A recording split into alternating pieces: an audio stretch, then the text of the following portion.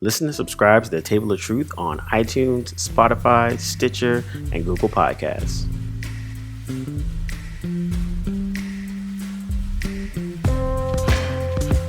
Welcome, everybody, to The Table of Truth. This is your man, Cam. With me, as always, is... the other Cam Square, a.k.a. Hotep Vegeta. I seen that meme, actually. And also with me is... This is Josh, aka Apocalypse, aka DJ Toss Grenades, aka the Bluetooth Assassin. BKA is Boss Basmati. the Boss Basmati. There we go. Welcome, fellas, to another action-packed adventure of The Table of Truth. Very excited to be back.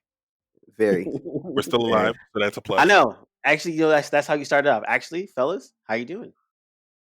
Outside of looking like RZA pre-Wu-Tang, I'm okay. Yeah. I'm rocking a COVID hairdo and goatee.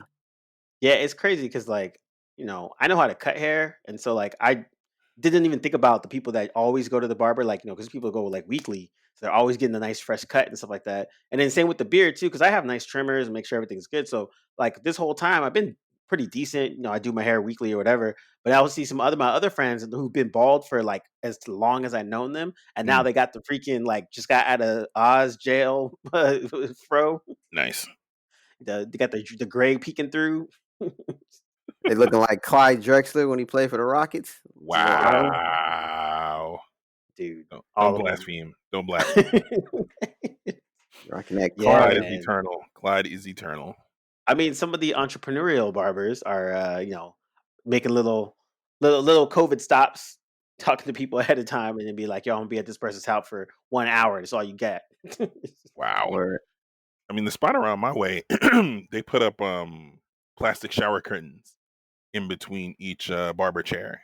Smart. Yeah. So they put up plastic barber curtains. They do a thermometer. They do a thermostat check, a thermometer check. For every person that comes in, writes down the person's temperature, like they log it in the whole 9 yards. And those dudes are gloved up and masked up the entire day. Yep.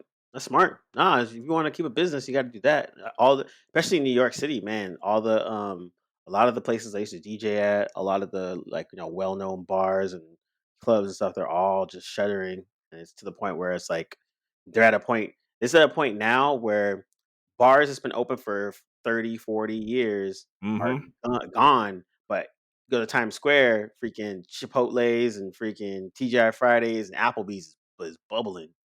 Dude, I walked down Fifth Avenue in Brooklyn sometime last week, and you can say rest in peace to like about a fifth of the stuff that was open over there.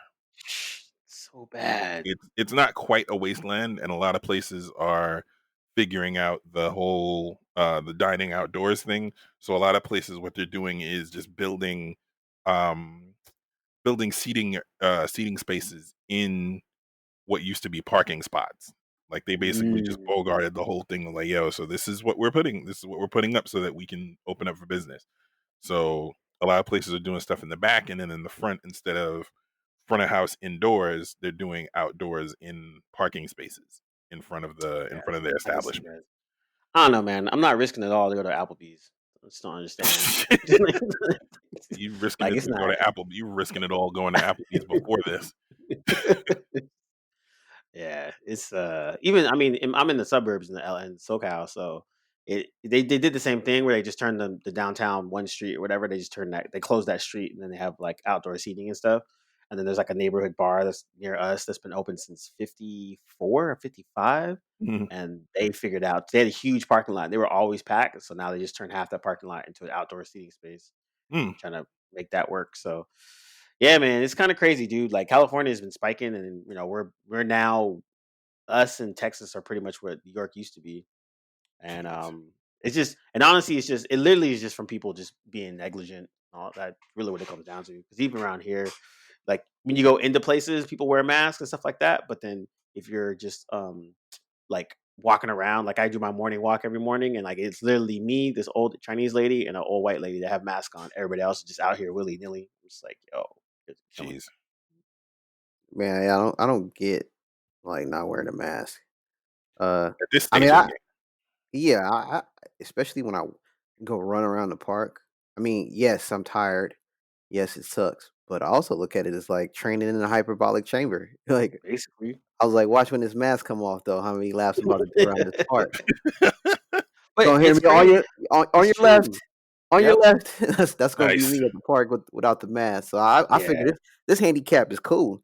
It don't bother me now. So Yeah. I mean, it's also like I was explaining to somebody too. It's like, it at the end of the day, if you really want to get really numbers to numbers, like less than 1% of our population in the United States has or had COVID. But at the same time, though that's and then there's like 100,000, 130,000 now has passed away. That's 130,000 people that passed away that would have not passed away if COVID wasn't around. And that's the Right. part that people really don't get. And because they don't have like anecdotal, like someone I know or some cousin or of a whatever, then they're kind of just like, it's not that serious. And I'm just like, it's serious, but it's not serious, but it's serious. Right. And Right. so it's Right. like it doesn't take much to kind of just keep it chill, but the fact that people don't even want to do the bare minimum is the reason why our own Americanness literally is going to be freaking, uh, is the reason why we're in this mess as it is. yeah. But on the bright side, I've saved 15% with my Geico discount. I don't know. I'm trying to look at the bright side here. I guess the bright side through all this, and not to switch lanes, is just that COVID has been good to me diet wise. I mean, I lost 10 pounds for Ramadan, gained it back with a fateful mistake of 1 week of just eating carbs and fried food, and lost it again because COVID kind of forces me to, not that I didn't like to cook at home, but has kind of made me eat a certain way, and Mm. I've been pretty strict on it. And so I've found some positives through COVID, through group chats, meditation stuff, being able to pray appropriately, being a Muslim. So like I'm always at home for the most part, and it's been pretty chill. I mean, just dealing with that. And outside of the other episodes, Jumanji episodes going on in the world, COVID, even though it's serious, is like for me has been a positive thing. And and granted, I do live in a bubble, so with work from home and whatnot, I'm not really feeling the effects of the economy and not being able to work. And so I feel kind of guilty when I do say, "Hey, I don't feel like we should go back to work because it's a national crisis," but I'm Right. also speaking out of turn because I'm speaking for the people who have to go to work. But again, I also scale back and say maybe we could adapt some socialist ideas to help the world out. Maybe I don't know. Just a Yeah, thought. What yeah, and heresy do you speak? why do you hate America, brother? Socialism. Socialism. What's the matter with you? Isn't that what that $200 check was? Yo, I got that. Don't Did you guys get tell the? don't tell Did you, Republicans that. did you guys get the letter that comes along with it? No, I The didn't. I didn't. I actually. Well, it's not even a brag. I mean, I didn't even qualify for it, so I didn't even look to see if I had it in the mail, but I didn't get it. Yeah, neither did I. Yeah, So yeah, I got it because I was freelancing half and I work for half. Mhm. But yeah, the letter itself was just retarded, dude. It was just so like it just didn't. It was like it's so like propaganda ish, and like it just didn't feel real. Like what is this? It looked like it was a prop from a movie set or something like that. Basically, was it like "Don't bite the hand that feeds you"? Remember who got you out of this? Nah, it was like hey, we're Americans and we're gonna get through this, and this is something to oh help god. you out, and blah blah blah blah. And don't forget, da, da, da. And they like had signed Donald Trump, and it was just like, dude. Of course You didn't take a photo. Sorry, you didn't take a photo of it. Oh, I still have it. Okay, take a photo of it, post it. Let us see it in the private chat so I can Yo, read it. no, it's just bad, man. But yeah, I mean, and then now what's going on is all those provisions that happened at the beginning of this was like what March. They're all expiring now, so you have all these people about to get evicted from their apartments because the furloughs yeah. or that pause is over. The extra $600 they were given for unemployment, that's going away too. Like it started going away at the end of last week, and it goes all the way to the 31st. And then depending on which state you're in, states are starting to figure out what the things to do. So California is trying to pass a law before it expires so that they can just go ahead and extend it until the end of December, whether the government gets their ish together or not. Yeah, I Yeah. don't know what New York's doing. Yeah, I don't even know either. But yeah, Like it's there hasn't been much on it, so I have no idea. yeah, dude. It's kind of nuts. I think in general, it's like there's still people that are resisting that things are not going to go back to where they were. I'm not even going to say normal. I'm just going to say the way they were. And Hmm. so like that's the part that people are still kind of struggling with. Like say for like New York's the best example where, New York has a huge retail and service industry and that's gone. Like everyone that was waiters and bartenders and all that, like their job is gone. Then it's not coming back for at least another year. So it's Mhm. like, what are all these people gonna do? They're gonna be postmen now, or freaking work at Con Ed? Like, they have to figure that out. And Well, so, yeah, it's kind of crazy, man. I mean, just what what what boggles my mind is if they're this concerned about getting the economy back on track, if they're this concerned about just in general sort of jump starting money changing hands, taking away people's extra dough. And I'm not suggesting that it stay at $600 because I think that that I think that was a wild start to begin with. I think that's a lot of dough. I mean, I'm not complaining. I was on unemployment, so whatever. But but at the same time, I mean, I feel like that's a lot of dough. Like that, Yeah. Well, and they for messed up people who aren't because going anywhere. yeah.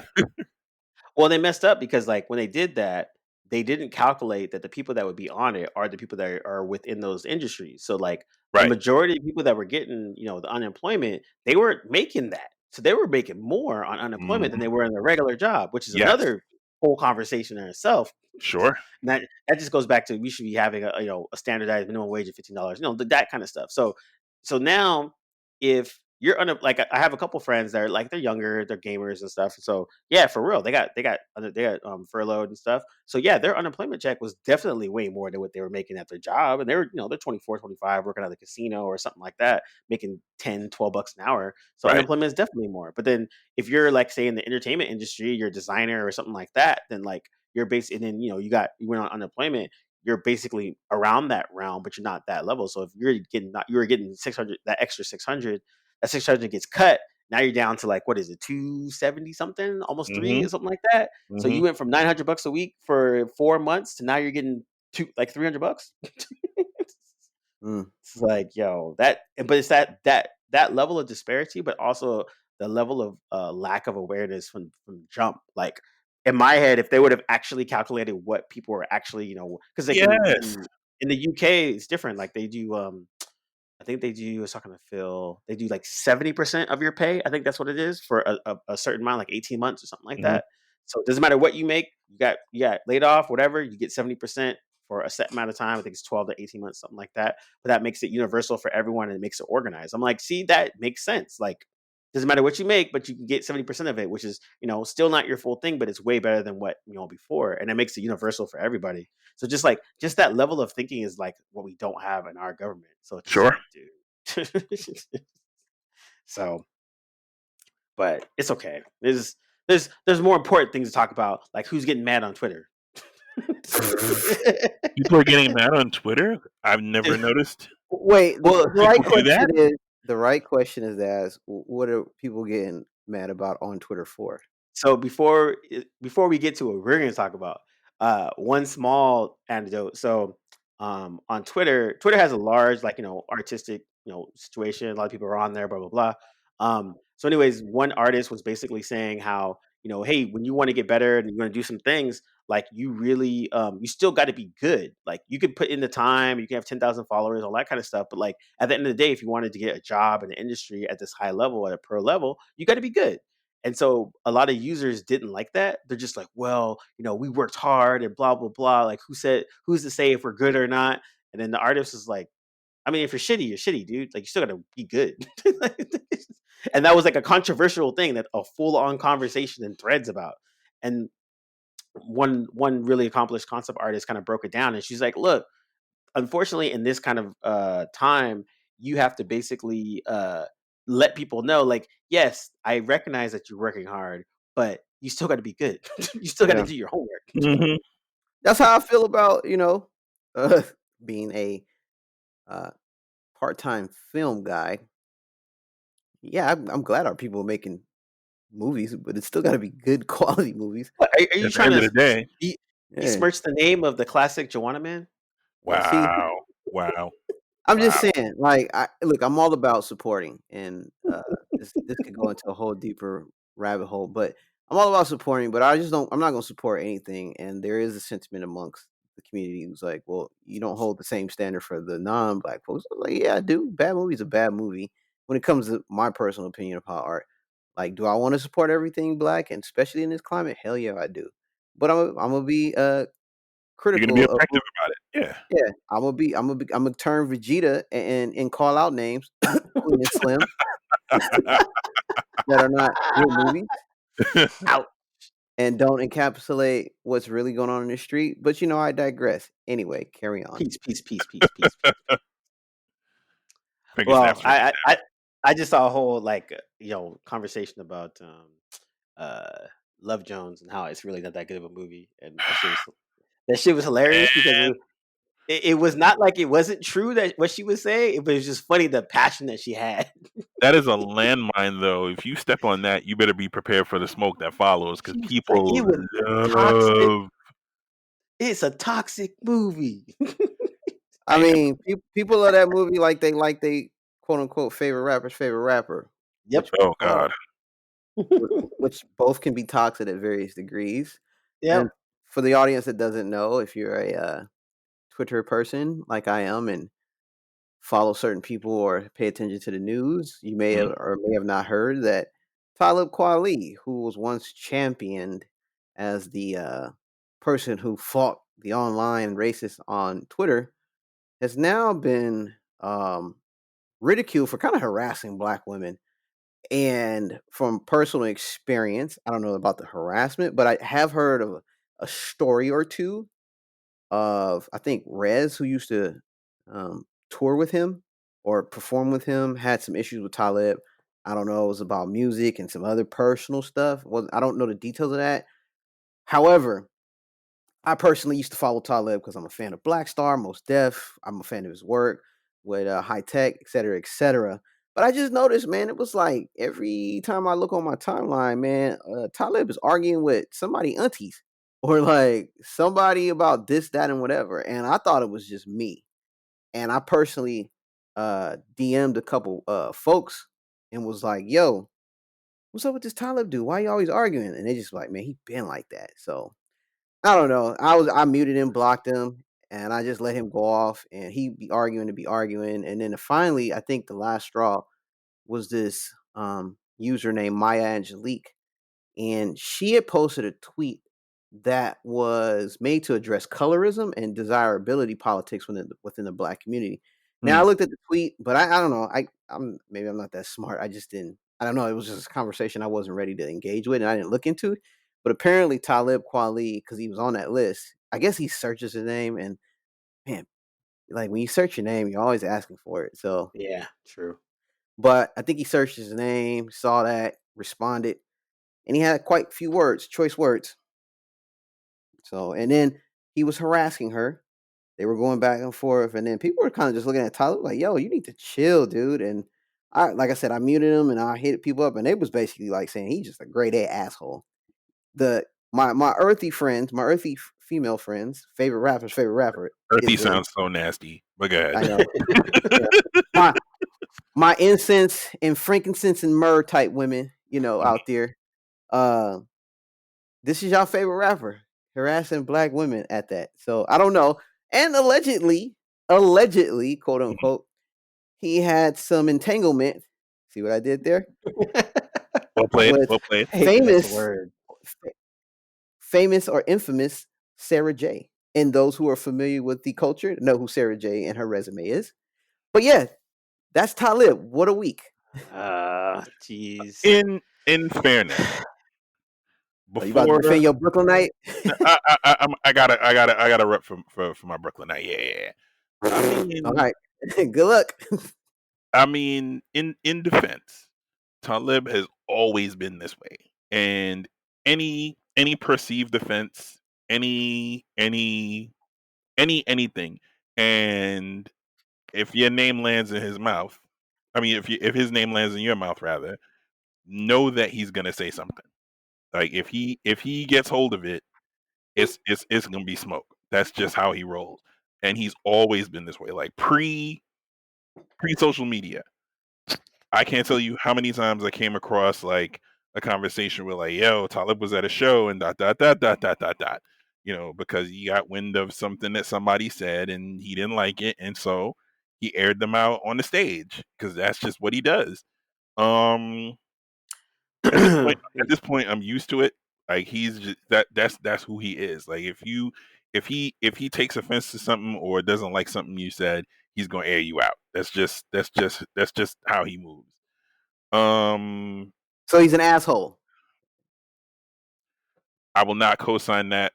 My fellow Brooklynite, I will not. Well, you know what it not is. Well, it's also too that just kind of the nature of social too, where it's like the one thing that I think for social media, and we're getting to an apex of it now, is Mhm. that like people still have Twitter fingers. So it doesn't really matter. Like having a civil discourse over Twitter, of course, is just horrible. So it's like you usually what normally happens is someone says something that triggers you, then you get all aggravated or aggro about it, and he probably just quote unquote took it too far.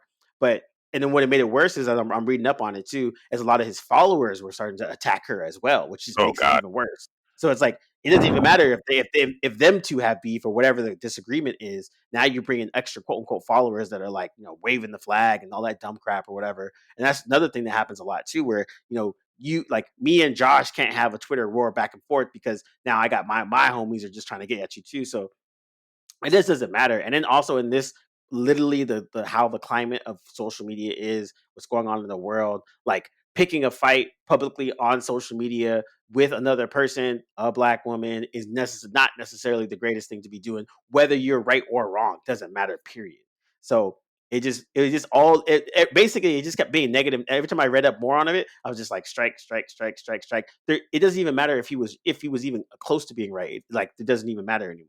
So I think that that's the other aspect too. And then also like there's people on Twitter that like to argue. He's one of those people. Like and I think that's the other aspect of it too. Like I liken it to John Boyega when he started calling out Star Wars fans Oh and just son. being just, Yeah. It's and epic. he killed that shit. And it was comedy because I was talking to another person that was kind of like, well, I felt it was a little bit unprofessional for him. And then I was just like, no, I agree with you. But, on Twitter, people are shitty all the time. And so Word. then rarely ever does a person that gets that negative energy like ever call it out. So usually they just ignore it or they just keep it moving or whatever. And like he actually had the time, so he took that like hour and he was lobbing the most gifts, the biting comments. Like he was in it, and it was so comedy because it was all effortlessly. He didn't disrespect anyone. He was just making fun of people, and I was laughing because like you kind of need that discourse to kind of slap people in their face to be like, "Yo, these people that you're yelling at are real too." And so I Mhm. think that aspect of it gets lost a lot. So on going back to Talib, he should not have had that public conversation anyways, period. But for someone like him, like that likes to freaking argue, and then I'm reading it now, like the number of tweets is even ridiculous too. So he was way going overboard. But at the same time, it's just like one of those things where I'm like, yeah, man, just anything social and argument is not going to be a good thing ever. It just doesn't matter. I'm gonna keep it banned with y'all. Carly was high key annoying as hell on Twitter. Yeah. Everybody was a Nazi. Yep. Everybody's racist. I mean, sure, cool. He was a champion of social injustice. Blah blah blah. He probably put Don Lemon on the straight and narrow, which I have to give him a hand clap again. Yeah. I Fair. have That was to. an interview too. That was I a have to great reference. interview. Yeah. Yeah, I have to reference the MF Doom like change from Don Lemon could probably be attributed to Tyler Carly. However, His name is Don X now. yeah, Thank you. Lemon. yeah. Don However, Lemon. I've been feeling the same sentiment. Like again, all my homegirls that I know that's into hip hop or like low key like this conscious rap, Talib is their like quote unquote. He's the women's people's champ kind of thing. You know what I'm Mhm. saying? And to sit here and hear and see these tweets of him just basically harassing a woman who had a conversation, it was taken the wrong way or out of context. And Talib is just that dude that just like to argue with just anybody. I'm like, yo, chill, but you like you like you maxing out. You going Debo on Twitter for no reason. Yeah, Like You know what it what is? was what's the I'll point? explain it. I'll explain it. I got the time. When he's one of those dudes. And again, this is a very, at least my experience of a certain type of Brooklyn dude. When He when mad OD. when beef is instigated, when beef is instigated, and you set it off, and you set it off with the dude that's on some. Oh, we setting it off. That's what we doing right now. You sure? You sure you want to do that? It's not over until he says it's over. And so So so you're right. He does OD, but he ODs because now he feels that you've crossed the line, and now it's like, oh, so it's on. All right, cool. It's not gonna be on. It's not gonna not be on until I say it's not on no more. yeah, but he was an asshole, and he started this without reading from the context of the quote. He saw his name being searched. He thought he was feeling slighted, and he went out to go attack a black woman on Twitter, Mm-hmm. verbally harassing her. Really got issues, but it this is not like an isolated incident of No, Talib. no, exactly. And I think that's the thing. I think that's the Yeah, difference. Where it's like, I think specifically for this one, a lot of things got taken out of context. Like I'm reading up on like just recent stuff too. But Right. it's like it does. Like again, it doesn't really matter whether at this with all Twitter beefs or social beefs, it doesn't actually matter the actual facts of what's going on because it's in a public sphere, so it will just take a monster beef and just go however it goes. That's the sad part. Like in comic books right now, there's a thing called Comicsgate, where it's just mostly basically Trump supporters that are comic book artists and That's writers. still going on. Yeah, it's still going on. Good But lord. anyways, one of the main Batman writers, Batman for DC writers, Tom King, he went on a rant about an artist that did some cover for this Comicsgate thing, and so he went on this rant for this artist, and then people were like, "Yo, dude, that dude's not even on social. Like, he's like legit not on social. That's just not his thing. Like, he's a dope artist. He does all this work, but he doesn't interact with the fans. Like, he just doesn't care." And so and so then the said writer was like, "Uh-oh," and then called him because he has the dude's number, cleared it up, and the dude was like, "What are you talking about? What the hell is Comicsgate?" Like, and he was just being like legit serious because he has no ties to social media. He doesn't care about it. So again, people forget that like Twitter is a very small part of the population. So Right. like It's they just always very people loud. yeah, it's very loud. And so people assume like I remember when oh, Jeremy Renner almost got quote unquote canceled on Twitter because he made a joke about Black Widow, and Mhm. then people were just up in arms about it. And then I remember Jimmy Kimmel asked him about it. Hey, what do you think about this controversy on Twitter? And he was like, people still get in trouble on Twitter, really? Because he's like, I don't have Twitter. I don't care about it. I don't pay attention. I just don't. Right. I Right. Right. literally is not part of my life. So how would I know what was going on? And it was the same Mhm. thing with this artist because he was like, yo, I literally don't go on. I don't go to any of those social like he has an Instagram account, I think maybe, but other than that, so again, this writer that was besmirching this dude's name, if he literally just picked up the phone and called an artist that he knows personally and asked him a question, he could have avoided all this. But instead, you have a Twitter rant, you have fans joining in on the rant, and then you have the mea culpa later. Oh, hey, I called him, everything's good. But like that gets like 1/10 of the attention that the freaking Oh yeah, that earlier doesn't rant get got. amplified at all. That doesn't get amplified at all. but I, Yeah, Because it's not I dramatic. It's not drama. So why would it? yeah. But yeah, I mean, that's what I'm reading up on the whole Sarah J thing, and it's just kind of like, and he's basically talking about on his Instagram. He was just like, "Yo, Sarah J, I've known her for years. She's an underground hip hop fan, which is true. She's at all the Philly roots picnics and all that kind of stuff." But he was just saying he was just basically breaking that down. But again, at this point, it doesn't matter. You've already had this public tirade with a black woman, and like at this point, you might as well just keep it moving. Like, stop it. You're off Twitter now. Cool. Do what but you do. Cam, what if it was true? Wow. How much of a fan is Sarah J? For real, for real. Hey yo. And Where's the receipts? yes, Where's the and receipts? I say this in jest, but do we praise or degrade Talib? Remember, brown skin lady. You Yep. know, so I mean, I don't know. I mean, but Let the that's jokes fly. Let the jokes fly. yeah, exactly. That's and that it's the same thing. It's like you really want to. I mean, it's the same when people talked about Mos Def, and then he got like 6 baby mamas and 10 kids. Like everyone's like, what? But is he an asshole? True. No, Good point. Talib is a grade A asshole. Look, I mean, I think I don't agree with him at this beef, but I actually don't. I personally don't mind when celebrities check fans when they do dumb, stupid shit. That's my Agreed. personal opinion. Because I hate Black Twitter with a passion. It's funny sometimes, but sometimes the It goes too far. self-aggrandizing Yeah, and yeah. the self-importance that people in quote unquote Black Twitter feel is almost paramount to what it actually is. So it's But like this when they wasn't use it that, though, Cam. That's the It's problem. it's a but I witch think hunt. that's part of It it can though. it can it can morph into a witch hunt at times. Yeah, so And you know, go ahead. whether he's right or wrong, it's just like I said, like it almost doesn't matter at this point. It just adds fuel to the fire. Like he could be a dick, 100%, did some dumb stuff, but then even if he wasn't, or even if he was and he was actually in the right, it doesn't even matter at this point because he's a dick. So we were just like, we need to cut him down, da, da, da, da, like he's annoying, yada yada yada. And it's like you're right. If someone's annoying, what do? You unfollow him and you keep it moving. But as you were saying, there's so many people that do enjoy his music, enjoy the type of commentary that he does, that it's Right. interesting to see how this played out. And I don't know.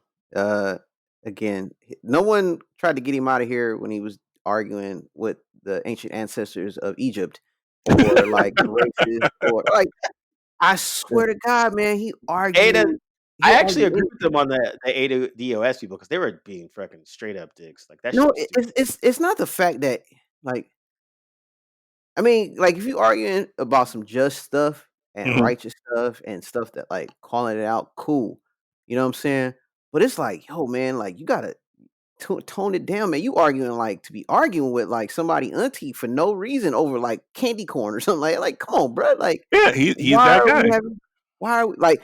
To be honest, if we were if we were like if he was part of my circle of friends, I'd be like, man, you just need to shut the fuck up, bro. Like you just Yeah, no, but I mean, I agree, too and I much. think that's the part about social that sucks because when you get to a certain level of social media fame, and again, this I'm not even talking about the rappers. I'm just talking about specifically social.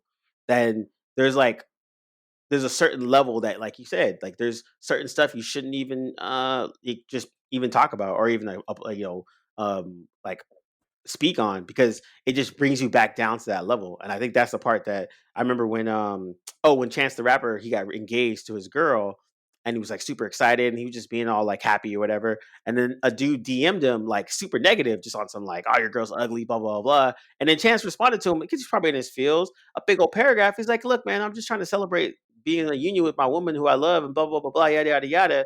And then the dude literally screenshot it and then put it on Twitter as on some like, haha, Chance got into his feels, blah, blah, blah. And it's just like, that's the level that people have at certain points. Wait, hold on, slow down. Is this the album he made about his wife? Probably prior to. Oh yeah, because I was like, he made an album that was that skippy boop boopity boop, and it was terrible. Look, I'll save my last words for two things in particular at the end of this, and one involves Chance the Rapper. Oh But dear. yeah. Well, I mean, and You about to as become the Talib out here?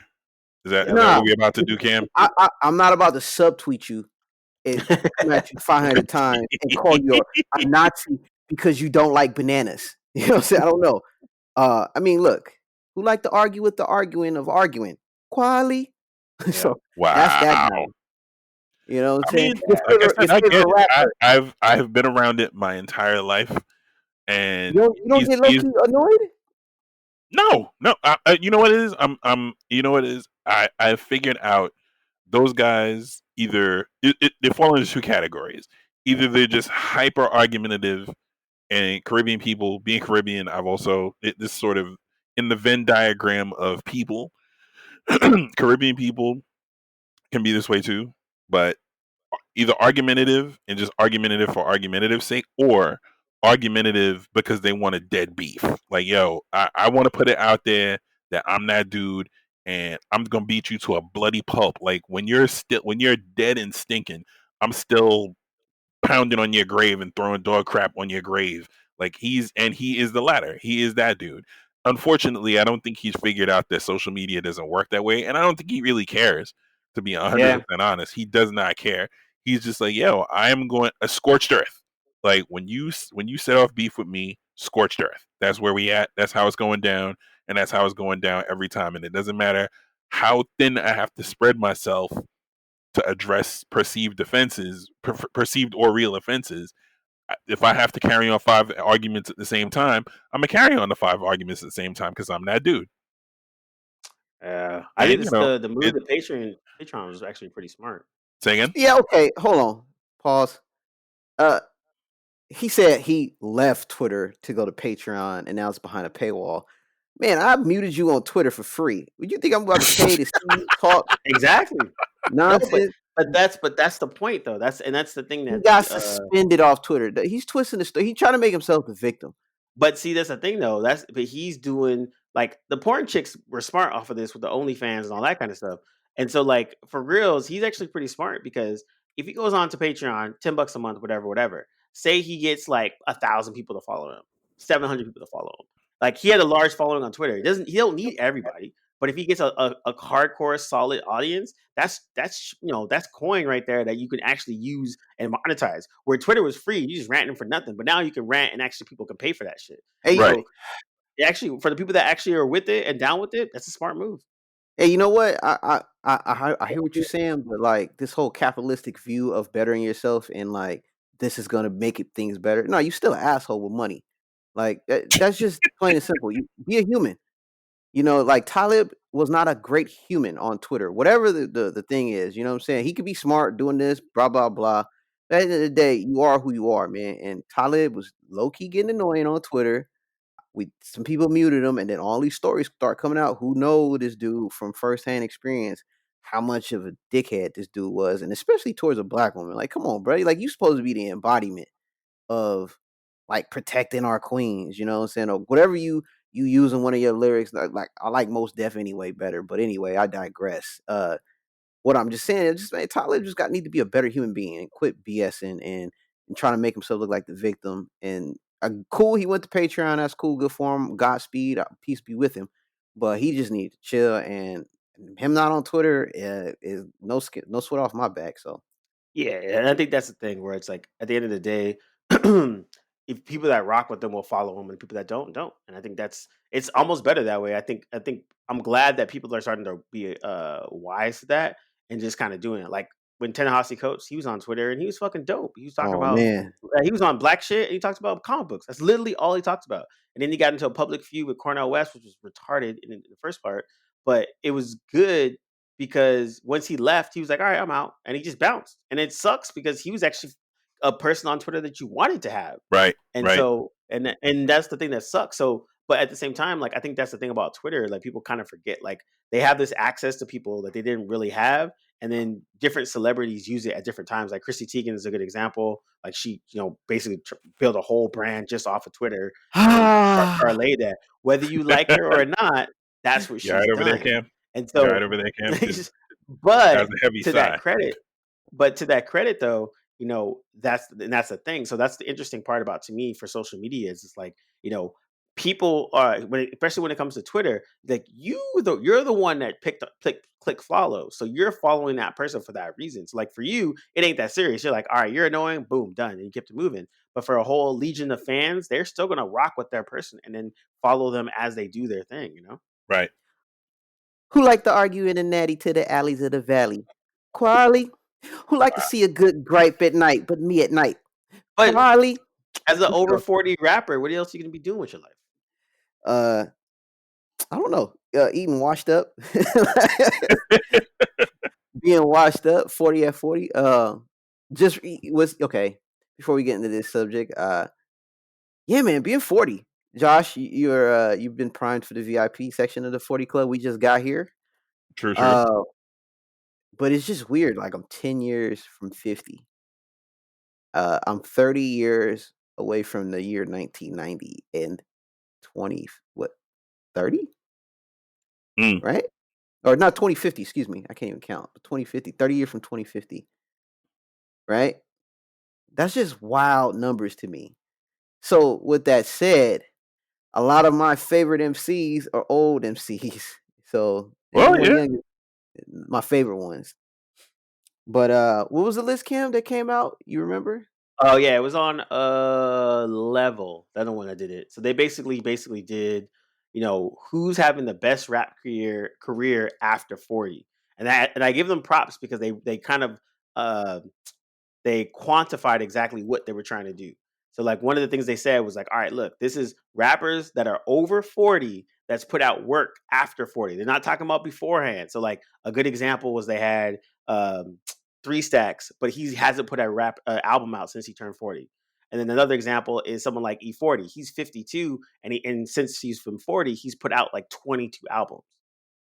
So that's the thing that he noticed. And so like they kind of made a criteria where it was kind of like, all right, look, we're only counting what the rapper has done post 40, not anything beforehand. So there's a lot of legends that are kind of low in this list. And you're kind of like, what the hell? But then there's a couple people that are like, why are they even on this list? But then when you think about it, the stuff that they put out post 40 was actually pretty dope. So the other thing to me on this list was just more like I didn't realize some of these people's ages, and I was like, oh shit, some people are like I didn't realize a lot of them are like in that 50 realm now. Mm-hmm. Yeah. This list is already trash because they got Rock Marciano at 33 out of how many rappers? 40? 40. 40 rappers. He's in the low 30s. Man, I don't know. It is to say that maybe not a lot of people know who Rock Marciano is, but True. if you are I don't want to say avid, but if you keep up with the latest music, man, Rock Marciano's been putting out some quality stuff. He's only 42. He's put out 5 albums. Yeah. Amazing to me. I mean, the work ethic is there.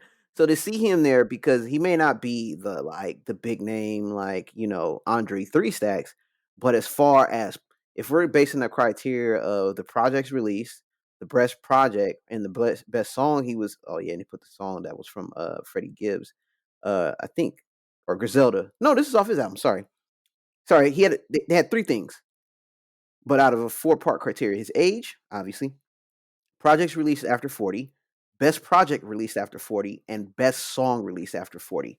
So based off that, I was like, man, Rock should be up there. You know what I'm saying? Because I mean, a lot of this is kind of just name bias. Like Method Man at True. 28. I haven't heard anything. He released I 5 mean, projects, but he ain't made a dope album where I'm like, yo, this Method Man album is hot, and I'm a Wu. yeah. But even they had what's his name? Like they had Missy on here, and she only put one album out in the last 9 years. Yeah, And she then chilling. but then you got Inspector. Inspector put out 5 since 40, which is kind of crazy. I was just like, oh Man, damn. I'm it's still not that. offended for Brooklyn Nights Everywhere with Busta at 38, even though he's only put out 5. He's only put out 5 projects, 2 What's the solo. last? Hold on. What's the best project he's put out in the last 10 years? Without looking at Wiki? Yeah. That's a tough one. Can't even do that. I mean, the last and I don't have to look this up, but I remember the last time he gassed was on that song with Eminem, "Calm Down." I remember I was like, "Yo, this Busta is nuts," and he was on part of the Tribe Called Quest last studio album together. Yeah, New York he also shit. did I would say New York recently. shit. He G'd off. Oh yeah, Yeah. with the Swizz, and then recently he did a feature on No Rush on the remix. That was actually pretty dope. Yeah, but again, But an yeah, your album. own stuff. You're right. So Yeah, yeah, Juicy album, J on fair. here looking like Stevie Wonder. This picture of Juicy J looked like Stevie Wonder. Yeah. Fab 2, J. Same with J Electronica. I forgot about that because he's only done freaking The one album. Well, Yeah. he's done 2, but 1 official album. Yeah, right. exactly. So, but and then I like that they actually even say 0 solo and 1 collaborative. Yeah, seriously. Yeah. They're real about that. I mean, I'm not too mad at the candidates. I'm just like, the numbers are kind of rough. yeah, this is whack. Yeah. I'm looking at number 1. Who's number 1? Jay-Z, obviously, but I mean that's what everybody's gonna pick.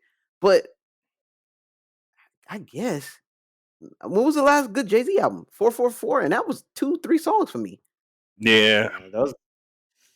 That's 2 years ago. Pusha T at number 3. Like Royce is. I gotta know. Honestly, above Black Thought. I put Killer Mike over that just because the last 2 Run the Jewels are better than. No, sorry. Your opinion. There's 4 albums out. 3 was 1, 2, and 4. 1, 2, and 4 is good. 3 was. However, me and Josh were offline talking. I was like, I can listen to Run the Jewels once and be kind of. Cool. I mean, I agree with that. That's not. That's not a knock. That's not a knock. I got it. Yeah. True. I mean, But it's the same thing with Pusha T with Daytona. Like, I think it's a dope album, but I don't necessarily like play it on repeat. All right, question for the both of you: how do you feel about Ghost at number 6 with 10 solo albums? I'll let the resident Woo head attribute to that one. I'm okay with it because there hasn't been a lot of great post Ghost album. Great, like it's been good, That's but a good not point. great. That's a good point. That's a good Ghostface point. Killer's peak Yeah. was from 96 to 2006. Fair. That's a good I point. would start to Okay, think a good little bit before that, but okay, I respect that. Sure. No, hear me out when I say this. When Mhm. Ghost, and I'm not gonna make this about Ghostface, but No. Ghost peak years is right after his album, right going into Wu-Tang Forever, and he dropped that verse on Impossible. That's when Ghostface Killer became the best rapper on this planet. On this planet, Ghostface Killer You. had become.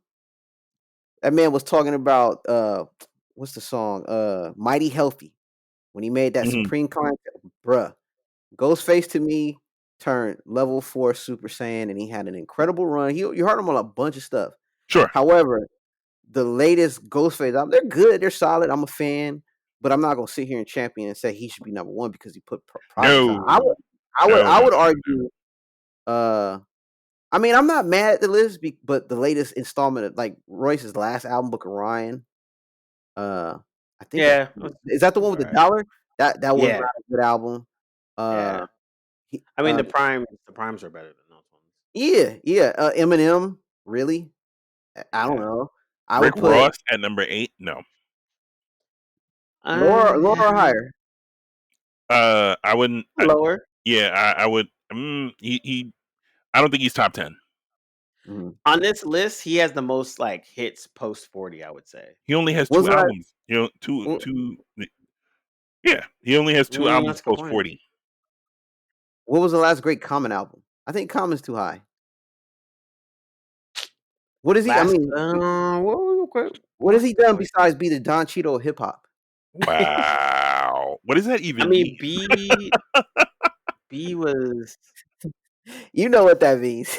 I mean, it's consistency, son. Nah. I think personally, I think Fonte should be higher because his Same. 2 solo albums first 4 were dope. Like, Same. just I mean, not. it's one thing to like look at and say Raekwon and Ghostface still putting out good albums. Not great, but good albums. Yeah, consistent. Consistent. I mean, you can argue a lot of these people on this list. Like, I would put Ishmael Butler higher, but I'm just a fan of his Yeah, his there you go. offbeat music. Shabazz Palaces. Shout out to Shabazz Palaces, but I'm a big fan True. of and shout out to Diggable Planets. If people didn't know who Ishmael Butler and the baby daddy of what was it from Total or what group was that? I think it was Total Total or Escape. Escape. No, I don't know. Escape. Yeah, one of them. Well, anyway, Ishmael Butler is famous amongst the underground heads for having Doodlebug having a famous baby mother. Just Google. But I mean, even like Missy's on here for having one album. Like, yeah, and I heard that album. It was like it was okay. Fat Joe at 14. Yeah, exactly. Who's checking for Fat Joe? Except on a versus announcement. Who's checking for Fat Joe unless it's a verse announcement? True. Same with Cameron though. You got Purple Haze dude. I'm like, Jada, I get it, but I'm like, Jada at 17. Excuse me. I don't know. 5 albums. So this is a quick. Let's just put it out. Like this is a quick look at it. I just didn't pay attention to this list yet, and off top, I have issues with it. But if I think about it more, maybe my opinion would change based on artists. Like I'm a fan of MF Doom, but I know MF Doom. Not all his projects are dope. And his prime was before he was 40. Yeah. Mad Villainy and Mouse Behind the Mask and all that. So. Yeah. But honestly, this list to me more is just like, damn, these people have this many projects. I know I haven't listened to all of them. I mean, like I was thinking about it, like, yo, Method Man has 2 solo albums in the last 9 years plus 3 collaborative. I'm like, that's right, because Wu-Tang, you got all this. Yeah, that's support black artists, Cam. God, have you listened to the 2 Big Boy albums? Hold on, Josh. Let me clear some stuff up. Yes, I may be a hater on certain, but if I'm a stan of a certain group, I'll buy the bad albums. and I will stand and die on that hill and stand on it being a bad album, but I'll still be a fan. Sure. This is true. Cam is one of the only people I know that actually bought the Golden Arms album. Yeah, like I bought the album. I bought I'm the a Golden fan. Arms album. What's wrong with you? But I also realized Yo, to be a Cam, hater, we about to you throw need to hands, son. you have to be a You well gonna stop informed this hater. blasphemy about now? So Golden Arms is best verses on Shay Shay Ghost. I mean, that's a half a verse. I'm just saying. nah. Look, Wow. I can write a paper on why You God is an underrated member of Wu-Tang, but And people ain't ready for that conversation. And I would write the forward for that. I Yeah. would co-sign that. I co-sign that. Yeah. Not ready for the conversation. You God is the that's the title of the episode. I'm telling you, You God is underrated. Just go listen to his verse off the Iron Man album with the track title Black Jeezy. He bodied both Ghost and Raekwon on that track. You can't tell me otherwise. So don't try to convince me. Unpopular opinion. That is not unpopular. You gonna stop this blasphemy right now, Cam? Yeah. Unpopular opinion. That's facts, man. You got anyways. But yeah, and I am not as big as I'm co-signing everything that Cam has said, and I am not as big a Wu-Tang fan as he is. So, what's your point? What are you really saying right now, Cam? It's gonna be a blog post. Yeah, no, I mean, I don't have no issue. Getting back to the article, I don't have no issues with the article of the rappers. It's just that, like, it's kind of like the order is a lot off. It's a little janky, but it seems like it was thought out. There was a logic to it. Yeah. That honestly, I like this list better than most because at least they clearly put out what their criteria was. They really were honest about like the type of stuff that they were like looking for and why they put this together. And I think that was dope because like usually, they be talking like, oh, this is the 50 best albums or this is the blah, blah, blah. And there's no criteria. It's literally just bias about whatever. But at least this one, they were just very specific on some like, yo, it's got to be what they did post 40, they brought it down to like, how many projects they put out. They also put in, what was their best song in their opinion and all that. And so I give this list, at least this post, a lot of props because at least they stuck to their criteria and they kind of put it in a frame because I think that's the only bad thing when it comes to like the like rapper list all the time. That's the one of those things where it's just like then there's never any context because everyone's like, oh, what's your top 5? And it's like, we need context. Like you don't have to like, you could. What's your top 5 when you were in high school? What's your top 5 when you're in 20s? What's your top 5 in your 30s? Which that kind of stuff.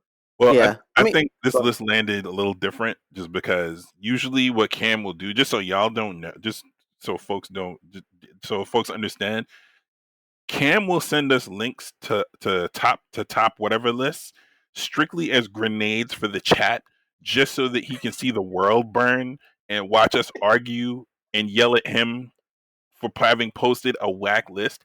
And so 95% of the list that Cam sends us is on some incendiary, why is Jay-Z number 500 on this list? Like, where did you find this?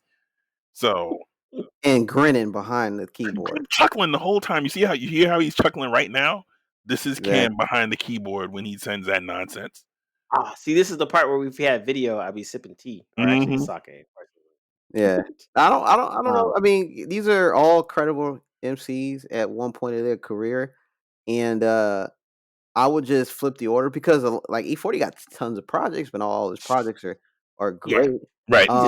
His is a sure like longevity and like but that's the one thing about E40. Like whether you dig him or not, you have to admire that he's like just a consistent dude. Like he knows his audience, he rocks with it, and he just like similar. I actually put him similar to Eminem in the respect they both still like creating music whether people pay attention or not. So they're always going to be dropping stuff and just keep it moving. And I think that on that aspect of it is actually pretty dope. Is Jean Grae over 40? No, I don't think so. I don't think actually. She is 40. She was. I looked it up. She's 43. Really? She should be on this list.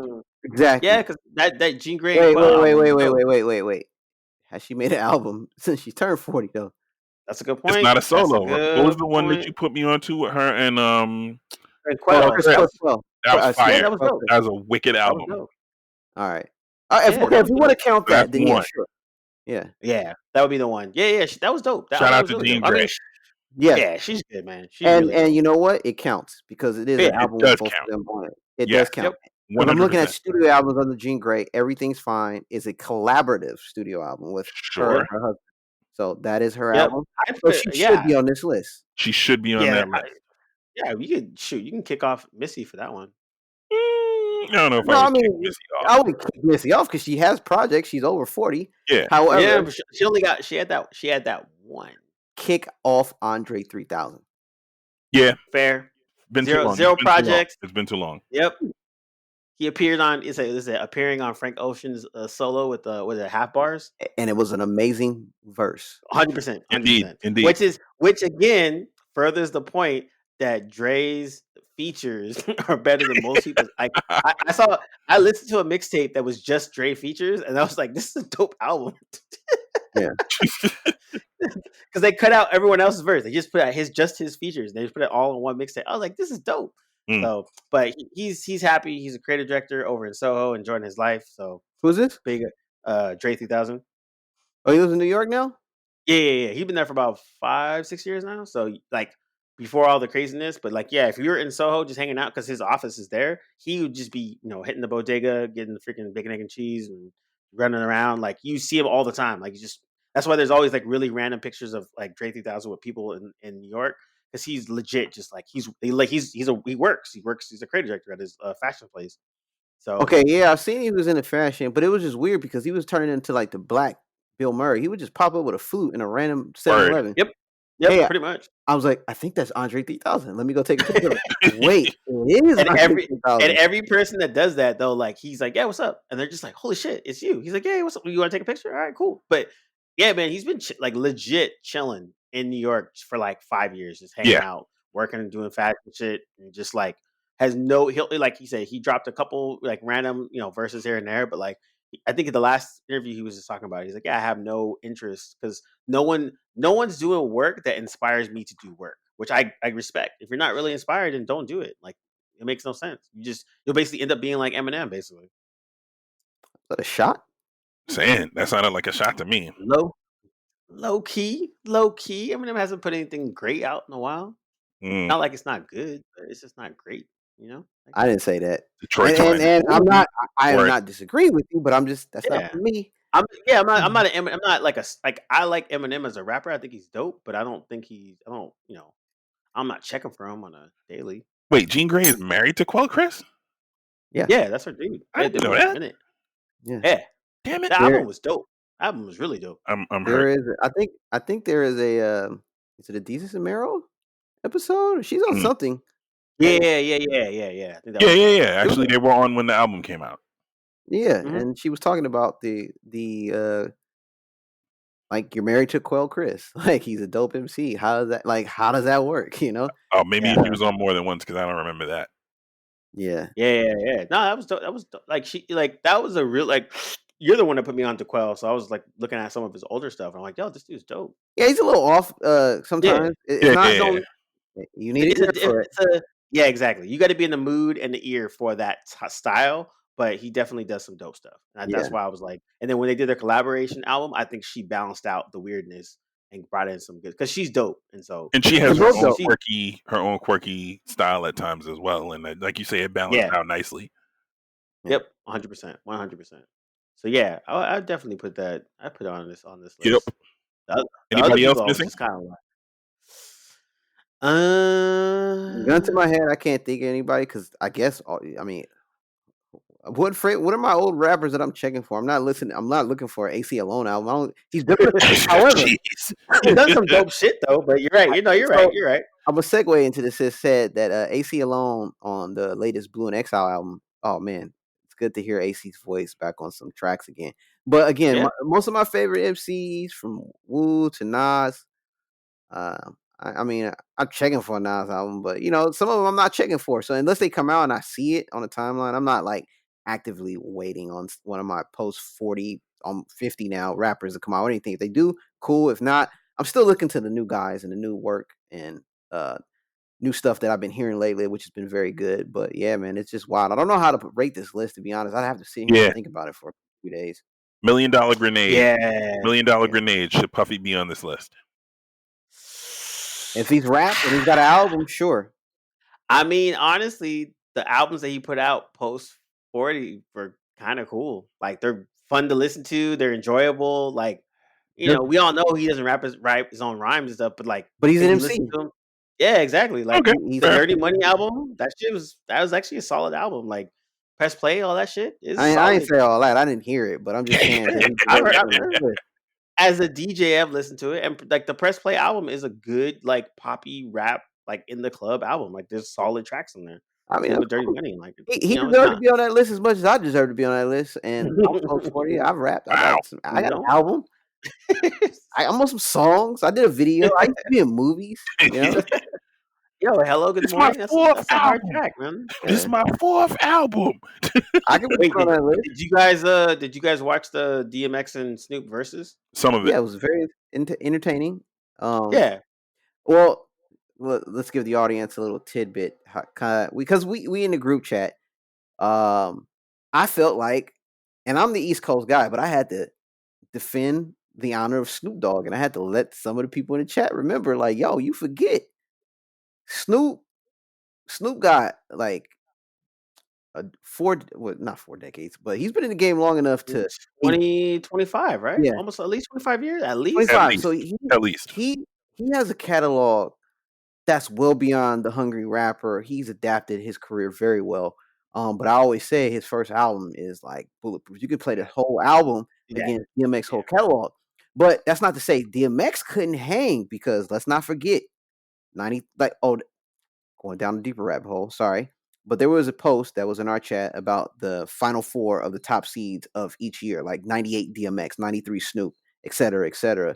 And 98 DMX, he owned the summer. It's true. I'd agree with that. It was like I think every single, almost every track on the album was a freaking single, basically. Yeah, I mean, the first 2 albums are classic. I like to think the third is a classic, but that's very up for debate. But I said he had 5 bodies of work where you can be like, okay, this is a good DMX thing. 2 classics, 1 very good one, 2 okay ones, but all listenable. And every album, you definitely heard a track on the radio for sure. Yeah, but that's not to 100%. say that's how good he was because he's on the radio. Yeah. DMX, Darkman X, the old X, he had that throwing a ski mask and jig you type music that got Truth. everybody barking at the radio. You know what I'm saying? So DMX was that dude. And I felt like we also had another part of the chat where we thought who could go against, quote unquote, if there was a hits battle. Jay-Z. And I threw DMX name out there. I was like 20 songs. Yeah, if done right. easy.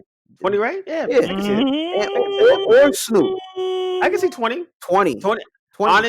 Honestly, Snoop would be better. I think honestly, Yes. just for like catalog to catalog, I think that would be a better thing. Yes, but it's Like they were hits. talking, yeah, it's hits, and I think that's the people were talking about with 50 too. Like 50, 50 has 20 songs. He's about 50's got, 10 to 12 hits. Like that's why I was like 50 and a Jay-Z wouldn't really work, but it could work. But I think the Snoop would have been a little bit more on the level because they could go, for that. Right. But Yeah. I mean, but yeah. some of these versus battles, man, or what they proposing, because I just seen one, the Clips versus Ghost and Raekwon, and I'm biased. I'm gonna say Ghost. No, but again, yeah, they don't. But Even it's not out of the realm because who do the coke game, the coke rap better than anybody now? Yeah, that's true. That's true. So they have a legitimacy to that title if they battle, but I mean it's Ragu, Ran Ghost United. They did the coke rap game. They was like they were the innovators and creators of that genre. So and I'm a Wu fan, so I already know who winning. So it's not a rap. It's not. The other one was I cannot what was disagree. the other one I saw? Oh, it was like a Chris Brown and Usher, and I thought about it, and that actually would be a solid like thing because in terms of the type of hits and the type of songs that they have in both their catalogs and their runs, that would actually work. It would actually be like an entertaining type of thing. I remember Cam was one that put in a what was it? Usher's Confessions versus Justin Timberlake's freaking Future Love Sex Song, Yeah. And I actually because I was driving up to the Bay, so I listened to Usher's first and I listened to the JT after, and like Usher's like 21 tracks, and I would say like 19 of them are freaking bangers Mm-hmm. with like 17 of them as singles. Because that album had like 4 years run. I think 3 years, like almost damn near every song on there was some type of a single. So I was like, that was dope. And then listening to the JT album, the thing I would say is it was it's more cohesive and it's a little bit more succinct. So I could see it being it's a little bit better purely because with the I think it's 12 tracks, like 11 or 10 of them are straight bangers. So I think that's the aspect of it that kind of goes in. So that it's just one of those things where, like you said, it's just about the criteria. Like once you break down the criteria, then I think that makes it a little bit easier. And so these versus battles are super interesting. Recent one was I think Timbaland was clowning on Shad Moss, aka Bow Wow, of saying does he have 20 tracks? Look, we ain't trying to see just any old body on verse. You know what I man. mean? Like, and it's not even a real battle. It's just hey, who got a like a playlist that you're feeling at this particular moment. I don't know, man. Like, not everybody deserves a versus battle. No, I No, agree. I no, agree. Actually, no. I like the verse. Honestly, I like the verses because for me, it introduces people that we enjoy music from our age to other people that didn't really know about it or didn't understand why they're at that level. I think Yeah. that's kind of dope. So a lot of younger people are kind of like rediscovering these people on a like they knew who they were, but they didn't really understand why we liked them or that kind of stuff. Like I remember having a conversation when I was at BET trying to explain to someone why Aaliyah was dope. And I was kind of like, at first, I was kind of like, how do you not even see that? But then I had to think about it. If you didn't really experience that era or didn't understand, you wouldn't really understand. You just know that, oh yeah, she's a couple songs, but she's not really like that dope into that aspect of it. And I think the versus battle has been trying to like solve that. So now people that didn't really they knew of Babyface and Teddy Riley, now they're just like, oh wow, these guys are really dope. Or same thing with when they were doing like to me still the freaking which one was it? The T-Pain and Lil Jon? That to me was the funnest one next to Bounty Killer.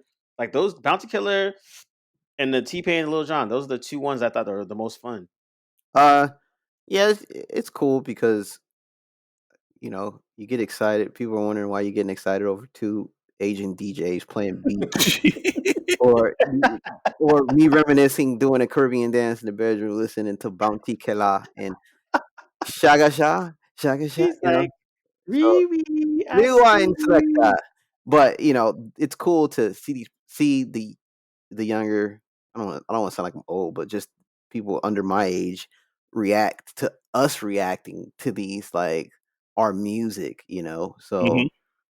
It's pretty cool. I mean, but I understand what it is. It's not a real battle because, like I said, I think they're trying to get. I think Big Daddy Kane is trying to get on there, or they're trying to do Rakim and KRS-One.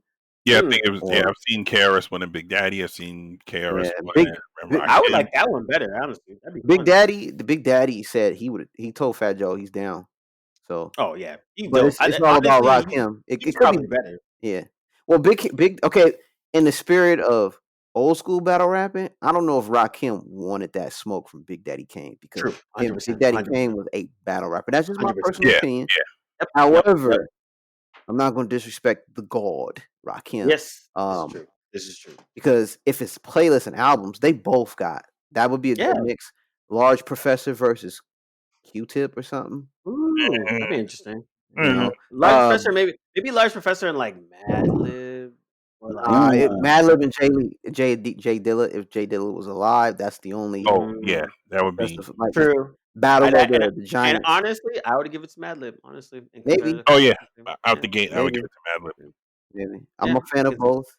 Yeah, no, but still, that would be a good, fun one to do. Like, I think that's the other thing too. I like these that people are starting to think, and like someone was like, Raphael Sadiq versus all the stuff that Raphael Sadiq did for other people. I was, you know what I was gonna say? Tribe Called Quest versus De La, and I'm going De La. Me too. I'm going De La. I co-sign that. Yep. Not even thinking about it. Yep. Okay. I thought I was doing a hot take because I said I'm nah. As much as I love a Tribe Called Quest, they got great albums, but De La spoke to my weirdness. I am a huge De La Soul stan. So yeah. So would you do the Roots versus somebody? Because like they have a catalog They got the hits. And it is Like a deep the only catalog. Wait, do they got 20 hits though? Like, I mean, personal nerd rap dudes like us, we can yeah, say, yeah, yeah, yeah, we yeah. can go 20. Do they have 20 hits? I That's mean, a good. you got Actually, you the know you got what? the That's a Jill good Scott point. and Erica Badu joint. You got man, they first album, they got songs, but it's Yeah, like Yeah. you gotta be really a big fan of the Roots because a lot of people know the Roots after a certain album. Right. yeah, After their exactly. And then you Grammy got win, the people honestly. That's when a lot of people got Yeah, and familiar. they're more Jimmy's band at this point too. yeah, or you got the section of people who remember when Scott Storch was a part of the band in Mhm. the True, first two true. renditions of Organics and Do You Want More, which is my favorite Roots album, the second album, Yeah, but the first one that everybody knows. So yeah, exactly. No, you're right though. I think that's why I think like they'll be interesting because the only group of people that level with that long of catalog I would put would be like a Wu Tang situation. But then that's kind of interesting too. So yeah, I don't know, man. It'd be interesting. It'd be really, really interesting because yeah, I'm trying to think of like someone that actually would want to. I would like to see Fonte and somebody. I don't know who, but it'd be interesting because he has a lot of stuff from like foreign exchange plus the little brother stuff and all that. That'd be fun. but it has to be someone of his ilk. Like you couldn't say Yeah, someone who has a Fonte lot of versus- stuff that not everybody knows. Yeah, because yeah, because that Like would they be know it, not but they that don't would know be it's him. yeah that yeah, wouldn't be hit for hit. That would be like a song for song. but if we was keeping it banned, it should be Fonte versus Drake because Fonte was the first Drake, This but is true. better. Hmm. I had to. I mean, Drake said it too. He's like, I've been rapping like Fonte since I started. Yeah, but if they went to battle, Drake would body him based off bias, and Yeah, everybody knows exactly. Fonte of Little Brother. You really have to be a fan, and it's a sad truth, but it's also a cool truth. Like I feel like that's our guy, that's our thing. Mhm. He's True. not- Like at me personally, like Fonte's in my top five just because I personally like him as a rapper. Like I've always liked him as a rapper. I've been following him for a long time. But like but a lot of people that are younger, they don't know who that is. And I was just like, oh yeah, it's the person that Drake took his style. That's pretty much what it is. Yeah, but say but say someone like a Drake, right? Drake at that where his level that he's in, who else I was thinking about it, and it would probably be like a Drake and maybe like Eminem if you wanted to go hit for hit, line for line, no, I don't want to say in that terms of because that level. I think that's just two different. Like it's like Scott Storch versus Manny Fresh. They were dope producers, but that didn't even mesh well as a battle. Yeah, because Manny Fresh was battling and Scott Scorch was just playing the playlist. Yeah, I mean, but both of them are dope. Like Manny Fresh has a catalog that it brings me to fond memories of my college years, and Scott Storch is just a legend. He's worked with Dre. Hmm. A lot of those Dre beats are really Scott Yeah, Storch beats. You know, exactly. his history with the Roots, and when he was Miami coked out Scott Storch, he was making music. But Lean back. that would be dope too if we did like freaking like the producers behind the producers, like all of like Timbaland's Ghost Dudes and all the Dre's Ghost Dudes. Like that would be super, like Mike Elizondo or freaking Megahertz or some shit Well, like hold that. on, let's give a shout out real quick to Twitter, um, music connoisseur and all things everything Defunk for literally being the catalyst, 100%. the genesis, the alpha, Baby the mama. the guy that planted the seed. Yo, man, I was at the party that started this all. Yeah, but what I was gonna say, it's unfortunate that this guy started this on Twitter, and we still didn't get the battle we asked for. Yep. Timberland versus Pharrell. Yep. Mm.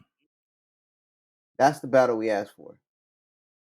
So until we get that, I feel like our friend on Twitter, Defunk at Defunk, uh, should get his flowers because we need to see that battle, and that's what people come to see because those two, that's what you call a perfect mashup.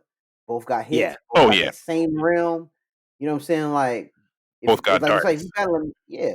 If you battling Madlib, you got to be of Madlib's if. Like I don't want to see him versus Scott Storch. Those are two different producers. Yeah. You know what Mhm. I'm saying? Like You you can want to have see him versus somebody like a Jay Dilla who had an equally off cuff style. yeah, Yeah.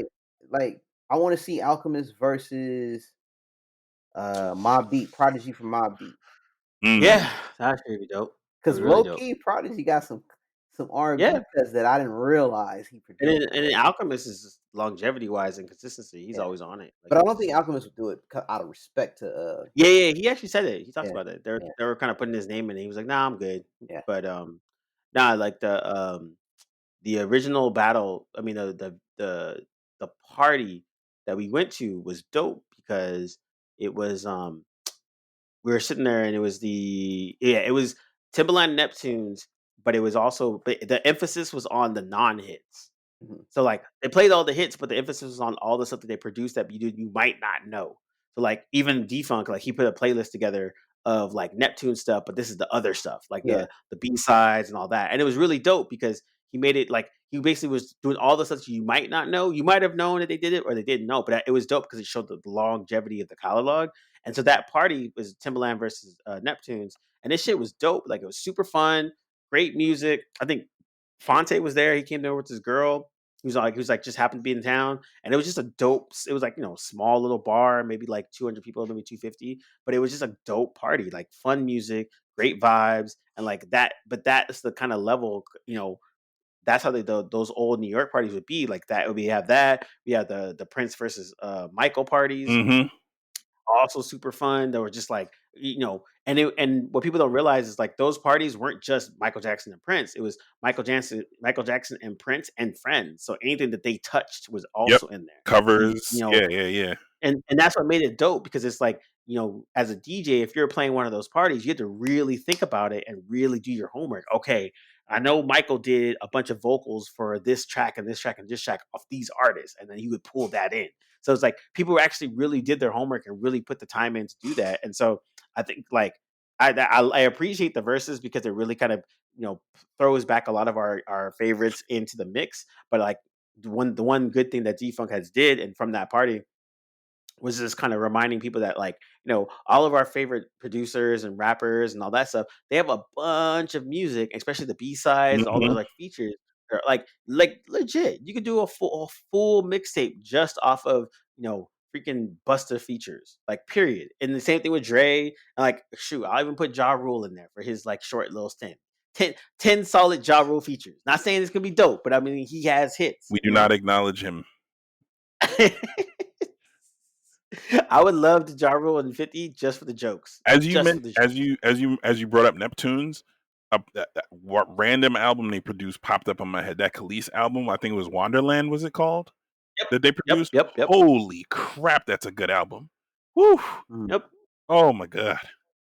Yeah, Yep. Exactly. we just waiting for that magic to happen. So 100%. And I think that will honestly, I firmly believe it can happen. I think with all this, like There's no when I reason. saw the Yeah, there's no reason not to. when I saw the Erica Badu and Jill Scott and the Teddy Riley and Babyface, even though it was a messed up thing, but the fact that those four all agreed and committed and actually did it, that showed me that this has a little bit more legs than just like random people kind of doing it. Even the Jonta Austin and Neo, like that shit was dope, just because a lot of people don't realize who Jonta Austin is and the stuff that he's written and what songs that he's been collaborating on. So I think that was dope. So I can because of those type of stuff, I could definitely see, you know, something of that Timbaland and freaking Neptune situation, or someone was like Kiki Wyatt and Jennifer Hudson, or these really like these little type of mixes where you're just like that would be interesting, and you get to kind of see that because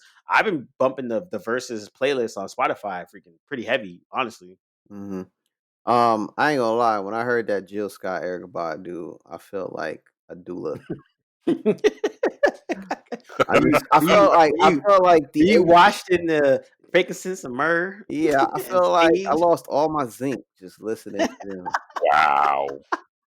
Shout out to Jill Scott. just lathered in butter and cocoa butter. I mean, I smelled like cocoa butter and felt like $1,000,000 after watching that battle. Not gonna lie to you. This is just a lot of good vibes and spirituality going on in that little thing. Yeah. Speaking of good vibes and spirituality, I'd like to segue to the NBA and wishing those good vibes to the players out there risking their lives for a chicken wing. Actually, But to his credit, and look, all right. So I see, wait, before you get into Oh, it, man. explain the whole story, because once you told me the story, I have a better appreciation. Yeah. Because literally, I thought that's what it was. I did not know the context of it. I was literally thinking Oh homie was man. risking it all for some chicken wings. I didn't understand the context. So Neither did I. tell the Fair enough. full Fair enough. story Oh yeah. so that people have an understanding of why.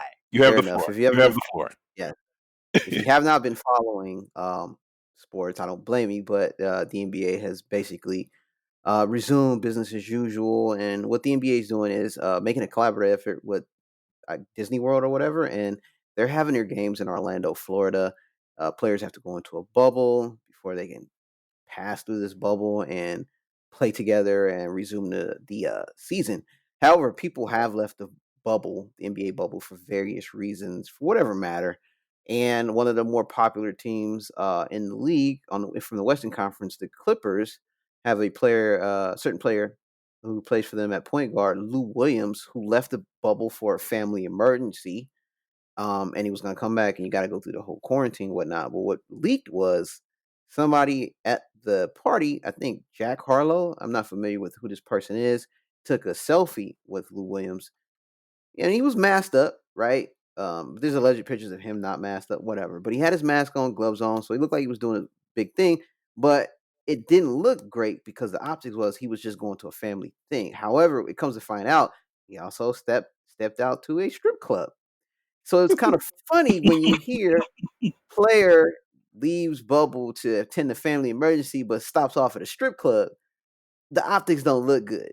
However, However, as more information came out, was from what I'm hearing, is he did go to the funeral. It was a close family friend that he wanted to attend because that dude had an impact on his life. And as he came home, he stopped off to get some chicken wings. Now, some context behind that is that all the NBA bubble food looks good. Some people like it, some people complain. But if you're out the bubble and you got a chance to go to Magic City Kitchen, a strip club, to get this food, one, it is widely known from a lot of athletes and non-athletes a lot alike that Magic City's chicken wings, waffles, chicken strips, all that food in there is of the highest of high qualities. Chicken has probably been handcrafted by one of Solomon's many wives and taken care by Jesus of Nazareth himself with a sauce yeah. that is so heavy. There are people willing to risk it all to go to this Magic City. So the person outside looking in doesn't understand Magic City. And they also have a dish named after Lou Williams. This is Lou Williams' favorite spot. Now I'm a Laker fan. Anytime I get a chance to slander Lou Williams, I'm gonna do it because I thought it was titties over titles, and I was just about to let him have it. But it comes to find out he went there legitimately to get some food, and the place when they named the place, everybody co-signed and was like, "Okay, I get it. That place is legit." So it's a nice story, but initially hearing it, Mhm. my man stopped off at the strip club after a funeral to get over something, you know. So I'm not gonna blame him, to each his own, but it just sounded funny. But he was legitimately there for the wings. Uh, titties over titles. Mm-mm. Best thing I've ever heard all week. All So week. that's what it is. Shout out to Lou Williams because I'm looking at pictures. I ain't gonna lie. If you guys Google Magic City Kitchen, my lord, this food looks like it's been handcrafted by the elves of Gondor. I don't know where are they from. This food looks amazing, and mind you, I'm hungry too. So, but just looking at this lemon pepper wet, ooh, I tell you, Lord, I tell you. So they living Yeah. high on the hog over there. It's like they say in the South. Yeah. I Has mean, anyone it's comedy because on the pod had the pleasure of attending any no, I have, festivities at the I have Magical City? Oh, not word. Magic Do City, tell. no. but I have. Few years ago, bachelor party, and we went to one area that just served really good food, and I came back. I don't know the name of the establishment, but it was in Portland, which is the biggest strip club capital per in the world, I guess. It's Portland is low key has a lot of strip clubs, which is wild. true. But we went to one, and people were telling me, "Yeah, order lunch here," and I was like, "Are you serious?" And legit, because it's a strip club, raunchy. However, I came back, sharing that story, and people were like, "No, certain establishments are known for having great food, and it's like a lunchtime thing. People just go there to get lunch. Now, to Magic City's credit, they do have a pickup order too. So if you don't feel comfortable walking in, you can get it pick up.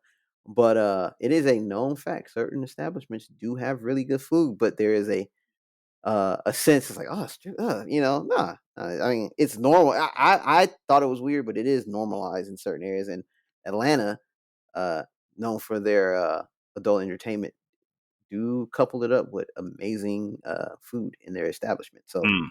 not to tell on myself, but I'm just saying. I'm just saying.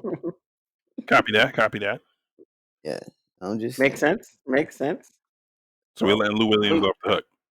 yeah, we letting Lou Williams off the hook. As much as I wanted to fricassee him on the timeline, I'm like, let that man eat, man. I know that Yes. Disney food ain't that good, but I mean, it's good to see the NBA. I get it. It's good to see the NBA back as a somewhat quasi distraction out of the nonsense, which I don't want to be too distracted, but Right. Right. uh, just you know, sports. I don't know how it's working because it seems like at one point every official major league sport trying to come back seemed like it's kind of hard to prevent COVID. I mean, NBA seems to do it all right. Recently, they haven't had any COVID related things happen, but NFL, baseball, what is it, the Marlins? They got like half their squad 15 dudes. got COVID. Yeah. Yeah. Yeah, cancel the season. Now, if the Yankees get it, the season over. Trust me. You know I what I'm believe saying? it. Ain't nobody going to no Florida Marlins games. I mean, the thing is, I mean, the yeah, thing that's is, the thing that makes that doesn't make sense is why would you do this and not have it in a bubble? Like, I think the NBA, to their credit, I mean, personally, I don't want any sports right now. Like, I'm just like, yo, this is not worth the risk that these dudes are taking just to entertain me. But Yeah. okay, fine, it's there. They're doing it the right way. Like, they're not endangering the guys. They're not endangering any of the staff. Like, once you're in, you're in. You can't have family. You can't have friends. Whoever you brought with you is in there, and they can't leave. Or if they leave, they can't come back. Or they're quarantined for 15 days, or whatever the case may be.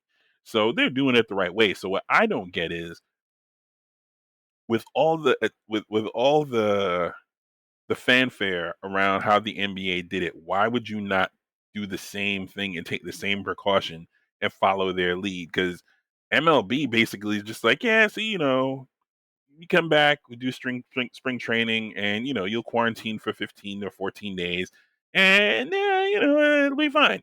No, no. Why would you let these guys run around and do whatever they doing and be around whoever they want to be around and endanger everybody on their team and the opposing team? Because all one dude got to do is just clear his throat the wrong way, and everybody's Mhm. infected within a X amount of feet radius. Sorry, So I'm still looking at Magic City food. It's so great. I'm telling Let it y'all, go, Cam. if Just let it y'all go. Google his food, oh my god, I mean, wow, that's like what's comedy is because like even in New York, like a lot of the strip clubs have like top chefs working there for some odd, strange reason. hey man, And don't blaspheme. and then Just 'cause you don't live here, yeah, they're probably, don't. Hey, listen. but you can get a good steak at a nice fine establishment. This is true.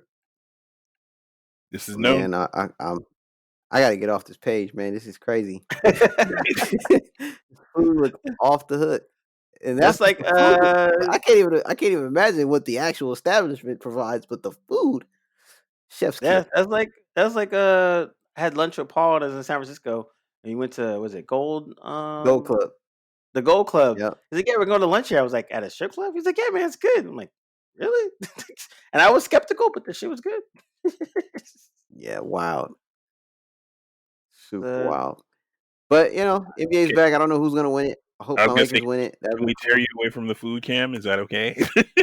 Yeah, I'm over it now. Okay, all right. NBA's back. Hmm. It's kind of weird to see. Yes, It wait, was. who's the latest? Didn't is it Harden got it?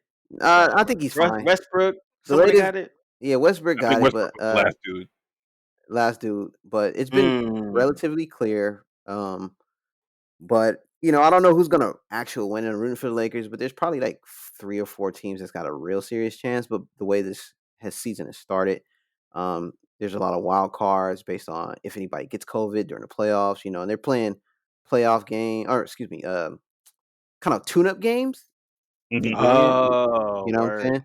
And then the playoffs will start, and then we'll see. It's anybody's game because all that momentum and things that were happening during the actual season may or may not have been lost on certain teams. Mhm. So that's why they're having these tune-up games to get in rhythm, get back in kind of hoop shape with the limited time they have. So in all, I don't know who's gonna win it. There are some favorites. It's cool to see the basketball back. I wasn't tripping on it, but whoever wins wins. If my team wins, it'd be sad and bittersweet because I can't go to the Laker parade. It's COVID. But I don't know. Oh, speaking of hoop, fellow Nick fan in the chat, I think Tom Thibodeau is going to be your new head coach. How do So you I've think heard. about that? I am maintaining my current status as boycotting the Knicks over Tell me why you James mad. Tell me Dolan's why you mad. nonsense during the height of the George Floyd protests and corporations doing the right thing, coming out and saying, Jeez. this knucklehead was on some. We're not more qualified than anyone else to comment. So they still on timeout. I don't know when I'm gonna get back to him. Great that Tom Thibodeau is working again, I guess. But at this point, I'm real low on the blue and orange right now. I feel honestly we're gonna screw it up because we screwed up every other good coach we had. We're gonna screw it up. Like I'm also very low on them, so this is probably a bad time to ask. I have no enthusiasm. I have zero enthusiasm. I have zero good things to say. Yeah, that's pretty much where I'm stop. There's nothing, I have nothing positive to add. I'm sure if Ant was here, he'd Uh, probably be like, "Yo, we going all the way. You don't understand? We got Tom Thibodeau. We going all the way." But we're not going all the way. We probably won't even make the playoffs. Like I'm really down on my squad right now because management. uh, so in the congressional ways, a dude named Jamal Bowman, Mhm. he beat a established Democrat, and so he was on the Jesus and Mara show, and they were talking, politics and that kind of stuff, Mhm. and then Jesus was like, "So, you know, I heard you're a Knicks fan," and Bowman gave a deep sigh, and then he went on a 15-minute rant that showed me that he is a legit Knicks fan. Mm. Because it was a mix of sadness slash frustration Mhm. slash optimism slash pessimism, and it was like he went through all of the Knicks like. And again, I lived in New York for 15 years, I am Knicks fan adjacent. He went through all of the the The Knicks trials and emotions. woes. It and like that actually made me like him more because I show the pain in his voice Mhm. just talking about the Knicks. I was like, damn, you were in it. Yeah. There is nothing that brings me complete joy by revisiting that annual tradition of mine of looking at the YouTube sensation of the angry Nick fan. Every time I watch it once a year, and it brings me so much joy to see the constant vitriol this fan has for his beloved Knicks. And like, granted, I want to see the Knicks good again too, but there's like misery loves company type of deal, and I just like to see the Knicks fans wallow. However, shout out to Ant BX, one of the True. original OG for the Table of Truth. He would have a lot to say on this about the subject of the Knicks because I love Would his be nonstop. yeah blanket optimism every year. It's like we gotta beat. I mean, I remember when he told me it's gonna be Zion, Katie, and Kyrie.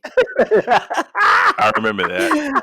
I remember that And conversation. and to his Oh. credit, my team was doing a clown show, and so he said the Lakers worse than the Knicks, and I said, Josh King, tell this man don't hurt your team like that. Uh, I said this in the chat, you did. and I'm a witness. I'm a witness. You and did say that. and the coward ain't been out since then. So whatever. No, it's good though. But Hey I man, don't know. like I said, it's one of those things. Again, as a Knicks adjacent fan, I I do not know how they power through it year after year.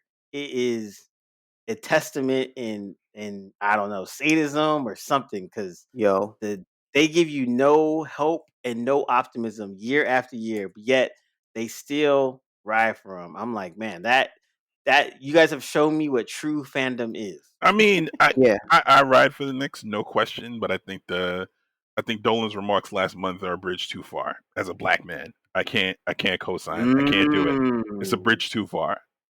And consider that I have been a Knicks fan my entire life. So I've been there for the high highs, I've been there for the low lows, and everything in between. And yeah, man. If they got this Spike is Lee the to straw leave, that broke the camel's back. they got Josh and Spike Lee to drop their Nick fandom. That's a big deal. Word did that was, And and I think that was part of what edged me towards it because like, how do you disrespect the mayor of the Garden like that? Like, how do you disrespect Spike Lee?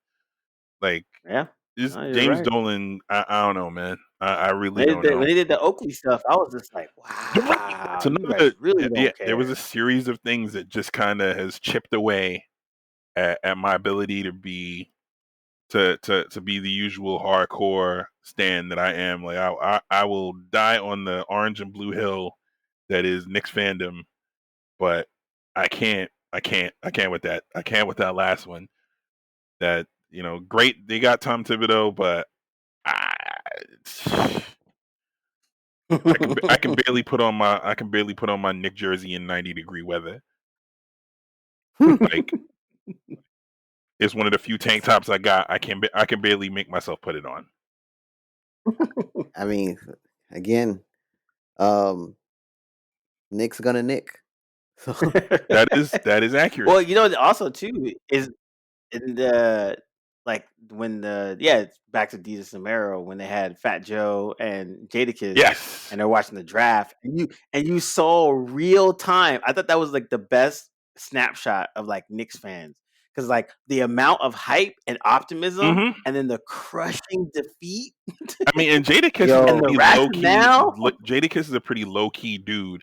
I've never seen him get up the way that he got up during the draft. Mm. yeah, because Watching that segment. it was cold. Is that you guys not only missed out on Zion, but Ja Morant. Yeah, thanks for that. Like, I remember. I was there. Thank you. yeah, like Thanks for that. that's wild to me. But you know what? Would you expect anything less? This is the Knicks. You No, expect no, no. the craziness. Y'all got played though. I'm not gonna lie. They didn't cheat for y'all like they did for Ewing back in the day, but that's another conversation for me here Wow. nor there.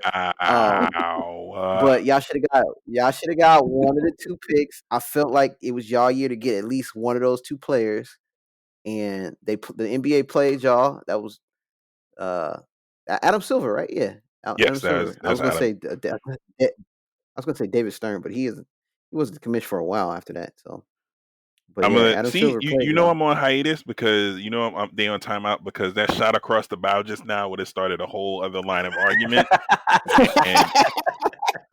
And you hear the evil and laugh. You and hear and with that, we'll come to final words. it.